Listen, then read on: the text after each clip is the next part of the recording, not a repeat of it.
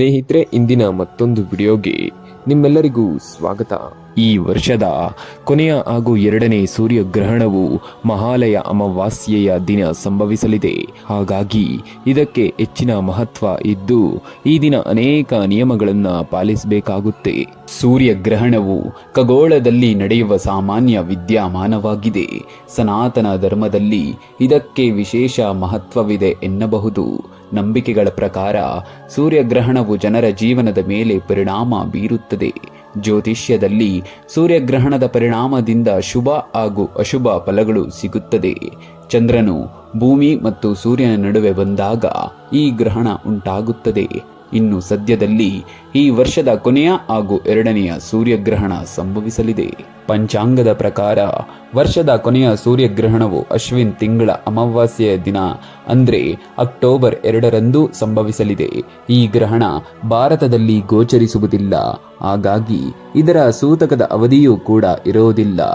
ಆದರೆ ಈ ದಿನವನ್ನ ಮಹಾಲಯ ಅಮಾವಾಸ್ಯೆ ಎಂದು ಆಚರಿಸಲಾಗುತ್ತೆ. ಪೂರ್ವಜರ ಶ್ರದ್ಧಾ ಆಚರಣೆಗಳಿಗೆ ಈ ದಿನವನ್ನು ಅತ್ಯಂತ ಪ್ರಮುಖವೆಂದು ಪರಿಗಣಿಸಲಾಗಿದೆ.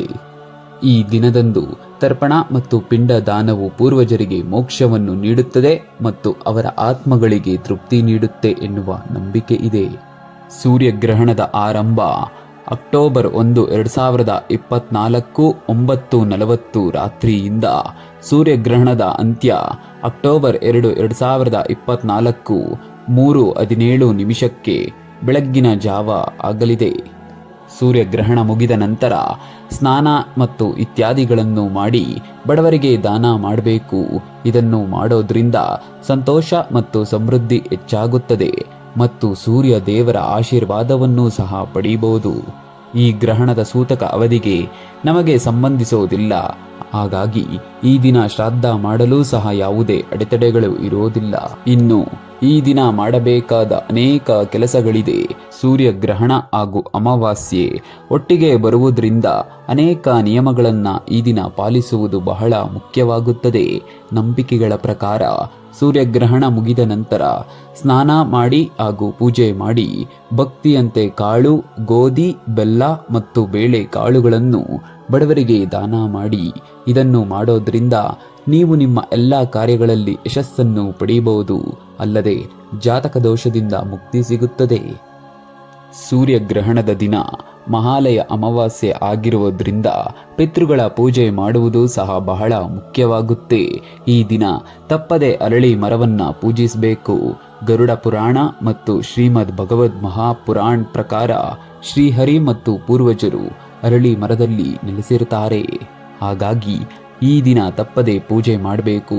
ಸರ್ವ ಪಿತೃ ಅಮಾವಾಸ್ಯೆಯ ದಿನ ಅರಳಿ ಮರಕ್ಕೆ ನೀರು ಹಾಕಿ ಪೂಜಿಸಿದ್ರೆ ಪಿತೃ ದೋಷ ನಿವಾರಣೆಯಾಗುತ್ತೆ. ಮತ್ತೊಂದು ಮುಖ್ಯವಾದ ವಿಚಾರ ಎಂದ್ರೆ ಸೂರ್ಯಗ್ರಹಣದ ಸಮಯದಲ್ಲಿ ಅಡುಗೆ ಕೆಲಸಗಳನ್ನ ಮಾಡಬಾರದು ಎನ್ನಲಾಗುತ್ತೆ. ಇದಕ್ಕಿಂತ ಹೆಚ್ಚಾಗಿ ಗರ್ಭಿಣಿಯರು ಹೊರಗೆ ಹೋಗಬಾರದು. ಈ ಬಾರಿಯಂತೂ ಅಮಾವಾಸ್ಯೆ ಸಹ ಬಂದಿದೆ. ಹಾಗಾಗಿ ಎಚ್ಚರಿಕೆ ವಹಿಸುವುದು ಬಹಳ ಮುಖ್ಯ. ನಂಬಿಕೆಗಳ ಪ್ರಕಾರ ಈ ಸಮಯದಲ್ಲಿ ಚೂಪಾದ ವಸ್ತುಗಳನ್ನು ಸಹ ಮುಟ್ಟಬಾರದು ಎನ್ನಲಾಗುತ್ತೆ. ಇನ್ನು ಈ ಬಾರಿ ಯಾವುದೇ ಕಾರಣಕ್ಕೂ ಗ್ರಹಣ ಕಾಲದಲ್ಲಿ ದೇವರ ಮೂರ್ತಿಯನ್ನು ಎಂದಿಗೂ ಮುಟ್ಟಬಾರದು. ನಿಮ್ಮ ಸ್ಥಾನ ಮತ್ತು ಪ್ರತಿಷ್ಠೆಯನ್ನು ಹೆಚ್ಚಿಸಿಕೊಳ್ಳಲು ಸಹ ಈ ದಿನ ಕೆಲ ಪರಿಹಾರಗಳನ್ನ ಮಾಡಬೇಕು. ಗ್ರಹಣದ ನಂತರ ನಿಂಬೆ ಮತ್ತು ಮಾಗಿದ ಪಪ್ಪಾಯಿಯನ್ನು ದಾನ ಮಾಡಿ. ಈ ರೀತಿ ಮಾಡೋದ್ರಿಂದ ಸ್ಥಾನ ಮತ್ತು ಪ್ರತಿಷ್ಠೆ ಪ್ರಾಪ್ತಿಯಾಗುತ್ತೆ ಎಂದು ನಂಬಲಾಗಿದೆ. ನೀವು ಕೆಂಪು ಬಣ್ಣದ ಬಟ್ಟೆ, ಹಾಲು ಮತ್ತು ಅನ್ನವನ್ನೂ ಸಹ ದಾನ ಮಾಡಬಹುದು.